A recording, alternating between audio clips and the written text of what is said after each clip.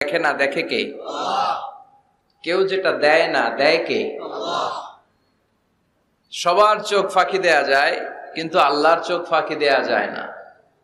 এজন্য মুমিন বিশ্বাস করে আল্লাহ ইজ ওয়াচিং মি, আল্লাহ সুবহানাহু ওয়া তাআলা is observing me.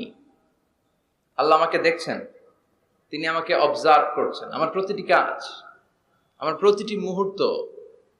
In the day of judgment তার কাছে পাই টু পাই, তার সুপ্রিম কোর্টের কাঠগড়ায় দাঁড়িয়ে আমাকে হিসাব দিতে হবে। এটা হচ্ছে মুমিনের বিশ্বাস।